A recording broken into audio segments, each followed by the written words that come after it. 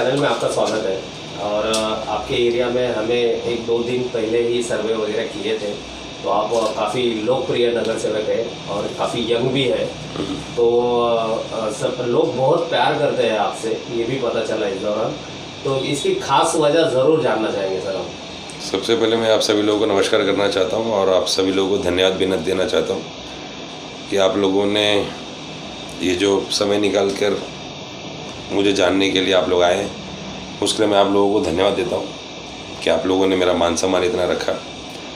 जो लोकप्रियता की बात आपने की, तो और दूसरी बात ये कि यंग नगर सेवक के तौर पे, तो ये बात ऐसी है कि मैं 2012 में फ़र्स्ट टाइम नगर सेवक बना था। तब मेरी उम्र 22 साल थी। मैं MBA कंप्लीट किया था, जस्ट मैं नौकरी कर रहा था इंडिया बुल्स में। उसके बाद संजोग से मैं 2012 का चुनाव नगर पालिका का लड़ा और जनता के आशीर्वाद से जीत कर भी आया। लोकप्रियता धीरे धीरे बढ़ी और इसी के लिए बढ़ी कि परिवार से एक जो संस्कार मिला था मुझे कि भले आपका ओहदा कुछ भी हो, लेकिन सामने वाला अगर आपसे उम्र में बड़ा है तो उसका सम्मान हमेशा करना है। ये संस्कार परिवार से मिला था मुझे और मैंने शायद वही कायम रखा है। तो इसी के लिए एक लोकप्रियता मुझे मिली है। और दूसरी लोकप्रियता इसके लिए भी मिली है कि आज एक कुर्सी पर, नगर सेवक की कुर्सी पर बैठकर जो जनता के आशीर्वाद से मुझे मिली है और जनता की सेवा जो जिस ढंग से मैं कर रहा हूँ, लोगों ने सफ़ेद कपड़ा पहनने वाले नगर सेवक को देखा है और जब वो मुझे देखते हैं तो सही बात है, शौक हो जाते हैं कि टी-शर्ट, जीन्स।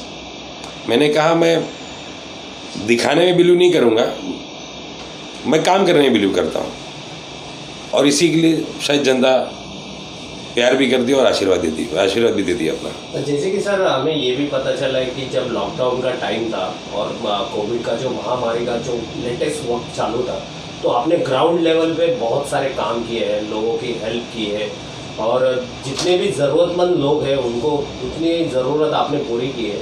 तो उसके बारे में थोड़ी सी विचारधारा हमारे चैनल को माध्यम से बताइए। जैसा सर आप लोगों ने बताया, कोविड के महामारी में मैं इंडिविजुअली तो नहीं, मैं सबकी बात करूंगा कि भारतीय जनता पार्टी के सभी कार्यकर्ता, नीचे से लेकर ऊपर तक हमारे सभी लोग, दिल्ली तक के लोग और सभी लोगों ने, कार्यकर्ताओं ने बहुत लोगों को जितनी सुख सुविधाएं, जो उनकी क्षमता थी, जितनी जिसकी क्षमता थी, उस हिसाब से, उस प्रकार से उन लोगों ने जनता की सेवा की। जितनी मेरी क्षमता थी मैंने उतनी सेवा की। और ये हमारा फ़र्ज़ है सर। आज लोगों ने जब हमें आशीर्वाद दिया है तो हम लोगों के दुख में हम खड़े रहें। ये हमारी पार्टी का, भारतीय जनता पार्टी का एक वो है, जन सेवा, जैसे हम बोलते हैं ना कि हमको जन सेवा ही करनी है, एक वो है। मैं ऐसा नहीं बोलूँगा कि मैं हर जगह पहुँच पाया, लेकिन आप लोगों के चैनल के माध्यम से मैं क्षमा भी चाहता हूँ कि जिनकी तरफ मैं पहुँच भी नहीं पाया उनको मैं क्षमा भी मांगता हूँ। और मुझे लगता है कि मेरे अलावा जो दूसरे लोग भी मदद करने उतरे होंगे जिनको मैं नहीं मदद कर पाया हूँ, तो शायद उन लोगों की मदद उन दूसरे लोगों ने की होगी। भगवान ने सबको ताकतवर तो नहीं बनाया, लेकिन जिसको बनाया तो वो इस कोविड के महामारी में सब उतरे। काफ़ी NGO, काफ़ी संस्थाएं उतरी हैं लोगों की मदद करने के लिए और लोगों ने भी काफ़ी हिम्मत बांध के रखा। इसी के लिए आज इस महामारी को मैं ऐसा तो नहीं बोलूँगा कि ख़त्म कर पाए, ख़त्म तो नहीं हुआ है, लेकिन आज लोगों ने अपना मन मजबूत करके, आज 8 महीना लोगों के काम धंधे में जो अफेक्ट हुआ है, लोगों ने अपना आज मन मजबूत करके सोशल डिस्टेंसिंग, मास्क पहनना, सैनिटाइज करना, और आप खुद मुंबई के रास्तों पर देख सकते हैं लोग उतर चुके हैं, क्योंकि लोगों ने आज हिम्मत बांध लिया है अपना कि हमको उससे भी बचना है, लेकिन हमको काम भी करना है। तो बस वही, जिनकी तरफ मैं मदद का मेरा नहीं पहुंच पाया उनके लिए क्षमा भी चाहता हूं, और जिनको मदद किया वो मेरा फ़र्ज़ था करना, वो मेरी ड्यूटी है। उसको मैं उस चीज़ में एक बड़ाई के तौर पे नहीं लूँगा कि मैं उतर के किया, काफ़ी लोग उतर के किए, लेकिन ये हमारा फ़र्ज़ है कि ऐसे समय पे हमको लोगों की सेवा करनी चाहिए। जैसे कि सर अभी फ़िलहाल बहुत सारा मुद्दा चल रहा है इलेक्ट्रिसिटी बिल के लिए, तो जो अभी इलेक्ट्रिसिटी जो कंपनियां हैं ग्राहकों को बहुत प्रेशराइज कर रही है कि बिल भरे और उनसे जो इंस्टॉलमेंट है वो भी काफ़ी ज़्यादा हद तक ज़्यादा है, तो इसके बारे में आपके क्या विचार है सर? मैं अपने अगर व्यक्तिगत विचार आपको इस बिल के सिलसिले में बताऊं तो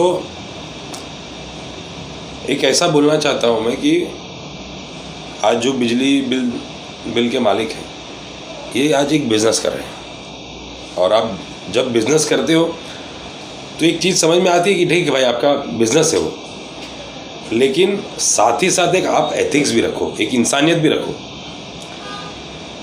कभी जनता ने ऐसा नहीं बोला कि हम बिल नहीं भरेंगे, जनता ने तो आज तक ऐसा नहीं बोला कि हम बिल नहीं भरेंगे। जनता का बोलना यह है कि जब हमारी दुकानें, घर, हमारे जो यहाँ से अपने गांव चले गए हैं, जिनके घर बनते हैं, जिनकी दुकानें बनती लॉकडाउन में, उनके डबल बिल जो आए बेवजह, मतलब आप कंपैरिजन रखेंगे तो ये 8 महीने में उनके बिल डबल आए पर मंथ, 3 मंथ के हिसाब से जो लोग बिल भरते थे। और जब महामारी नहीं थी उसके पहले जो बिल आता था वो कंपैरिजन में कम आता था, और ये महामारी में अचानक से ज़्यादा आ गया, तो ये बिल तो उनको कम करना ही पड़ेगा। और आप जो बोल रहे हैं कि जो इंस्टॉलमेंट के लिए लोग प्रेशराइज कर रहे हैं, पिछले हफ्ते ही हमारे आमदार श्री अतुल भातलकर जी ने यहाँ तहसीलदार को एक निवेदन दिया था कि आप जो बिजली बिल के जो लोग हैं, जो बिजली काटने आ रहे लोगों का जिन्होंने बिल नहीं भरा, वो एक निवेदन दिया उन्हें कि आप भाई एक बार स्क्रूटनी करो, आप स्क्रूटनी करो, कंपेयर करो कि कितना मीटर होगा, क्योंकि बिजली का बिल जो आता है वो मीटर रनिंग पे आता है। आपका मीटर रन ही नहीं हुआ है तो आप बिजली का बिल आपका आएगा कितना? एक नॉर्मल नॉमिनल चार्ज आएगा वो, लेकिन आपने जो एडिशनल चार्ज किया उसे कम करो। तो मेरी ये दरख्वास्त रहेगी आप लोगों के माध्यम से बिजली बिल के मालिकों से कि आप लोग थोड़ा इंसानियत दिखाइए, थोड़ी इंसानियत दिखाइए, सही बात। और ऐसा नहीं है कि आज आपने 8 महीने के हिसाब से जो इंसानियत दिखाई उसमें आपको कोई नुकसान नहीं होगा। हर कंपनी, हर बिजनेसमैन, हर कोई बड़ी कंपनी तो CSR फंड करती ही करती है, लगाती है, लोगों की सेवा करती है। मैं चाहता हूँ CSR के माध्यम से लोगों का बिल कम करें। आज का आप देख रहे हैं भारतीय जनता पार्टी में ने मुंबई में हर जगह विरोध प्रदर्शन किया, हर विधानसभा में विरोध प्रदर्शन हुआ है। बस मैं उन बिजनेसमैन लोगों से यही चाहता हूँ कि थोड़ा इंसानियत लाएं और बिजली का बिल कम करें। जैसे कि सर आज अतुल जी का और गोपाल शेट्टी जी का धरना प्रदर्शन था, उन्होंने ऐसी मांग की हुई है कि जो कि वहाँ के जो झोपड़े हैं उन लोगों को शिफ्टिंग कहीं और दी जा रही है, उनके एरिया में नहीं दी जा रही है। और अतुल जी ने सीधा सीधा आरोप लगाया है कि उद्धव जी जो ठाकरे पालक मंत्री है उनके ऊपर कि वो अपनी मनमानी कर रहे हैं, क्योंकि मनमानी इसलिए कर रहे हैं कि जो महूल वाले जो लोग हैं उनको उन्होंने आश्वासन दिया था कि मैं आपको बॉम्बे में शिफ्टिंग दूंगा। तो इसके बारे में क्या कहेंगे सर आप? देखिए, मैं पहले तो ये बता दूं कि आज भारतीय जनता पार्टी कांदिवली विधानसभा के कार्य सम्राट आमदार श्री अतुल भातलकर जी ने आज जो धरना प्रदर्शन रखा था वो ये था कि आज पोईसर नाले का जो रुंदनीकरण हो रहा है उसमें पोईसर इलाका, हनुमान नगर इलाका, इनको दोनों क्षेत्रों को मिला के कुछ 535 स्ट्रक्चर अफेक्ट हो रहे हैं। इनको जो शिफ्टिंग दी जा रही थी वो माहौल और चेंबूर में दी जा रही थी। मेरे पास अभी तो लिस्ट नहीं है। आज हमारे आमदार श्री अतुल भातलकर जी ने कांदिवली, बोरीवली में ही जितने SRA के PAP, SRA में खाली हो, PAP के तौर पे हो, जो BMC के महानगर पालिका के पास हो, जो SRA ने महानगर पालिका को हैंडओवर किया है, अलग से PAP जो बने हुए हैं, कुरार विलेज में है, अप्पापाड़ा में है, वेस्ट में है। मेरे पास अभी पर्ची तो है, लिस्ट नहीं है, वरना मैं आपको दिखाता। मैं कांदिवली क्षेत्र, बोरीवली क्षेत्र में ही, मतलब कांदिवली मलाड के क्षेत्र में ही कम से कम 550, अभी भी 850 स्ट्रक्चर अभी भी है एज अ PAP। तो आप कांदिवली के जो लोग अफेक्टेड उनको ही दो। और ये मुझे लगता है कोर्ट का भी नियम है कि आपको 3 किलोमीटर के अंदर ही उनको सेटल करना है। अतुल जी ने जो बात कही पालक मंत्री आदित्य ठाकरे जी के खिलाफ, वो बात मैं बिल्कुल मानता हूँ। मैं भाषण, वहाँ तो जो भाषण हुआ वो बात दोहराऊंगा नहीं, लेकिन एक अपना व्यक्तिगत विचार अगर मैं रखूँगा तो माहौल आज रहने लायक बिल्कुल नहीं है। माहौल आज रहने लायक बिल्कुल नहीं है। ये मुझे लगता है कि उनको भी बहुत पहले से पता था। लेकिन इसका मतलब ये नहीं होता है कि आप माहौल खाली कर दो और दूसरी जगह में बैठा दो। मैं माहौल खाली कर दूं और दूसरी जगह उनको स्थलांतरित कर दूं कि आप जाओ कांदिवली बोरिवली, अच्छा तो मैं वहाँ सेटल कर दूंगा। अगर आप वहाँ उनको सेटल कर रहे हो और कांदिवली के लोग और बोरिवली के लोगों को आप माहौल भेज रहे हो, तो इंसाफ कहाँ हुआ? आप ये बात समझ रहे हो कि माहौल रहने लायक नहीं है, तो आप कांदिवली के लोगों को माहौल क्यों भेज रहे हो? आप पालक मंत्री हो, आपको माहौल को सुधारने के लिए जो सोचना चाहिए वो करना चाहिए। आप माहौल सुधारने के लिए सोचिए कि आपको वहाँ से भी लोगों को हटाने की ज़रूरत ना पड़े, लोग वहाँ भी रहें तो अच्छे से रहें, सारी सुख सुविधाएं उनको मिले, लेकिन आप माहौल सुधारिए। आप यहाँ की माहौल की जनता को कांदिवली भेजेंगे, कांदिवली की जनता को माहौल भेजेंगे, तो आपने क्या बैलेंस क्या किया? आपने 50 लोगों को उठा के कांदिवली भेजा, 50 लोगों की ज़िंदगी आपने सुधार दी, ठीक है, आपने बता दिया, लेकिन आपने वही 50 लोगों को उठा के माहौल भेज दिया, तो आपने वही किया ना। मतलब क्या हुआ आपका माहौल खाली करके? आप ऐसी कोई प्लानिंग करिए कि माहौल को अच्छा बनाइए जिससे लोग रह सके। आज जैसे सबकी इच्छा होती है कि भाई हम जुहू चले जाए, बैंड्रा चले जाए, क्योंकि वो एरिया ऐसा है। अब माहौल वैसा बनाइए कि लोगों की जाने की इच्छा हो। तो मुझे लगता है इस पर पालक मंत्री आदित्य ठाकरे जी को काम करने की बहुत ज़रूरत है, और वो बैलेंस नहीं कर पा रहे। मुझे लगता है एक तरफा डिसीजन हो रहा है। कोई भी डिसीजन देना है तो एक बैलेंस होना चाहिए कि भाई अगर मैं आज एक चेयर पर बैठा हूँ, पालक मंत्री हूँ उपनगर का, तो मुझे आज उपनगर के सारे लोगों को देखना है। ऐसा नहीं आज कांदिवली की जनता आदित्य ठाकरे जी के पास चली जाए तो उनको क्या जवाब देंगे वो? और यही बोल दें कि सर आप माहौल से लोगों को यहाँ भेज रहे हो और हमको वहाँ भेज रहे हो, तो वो जवाब क्या देंगे? आप ही बताइए मुझे।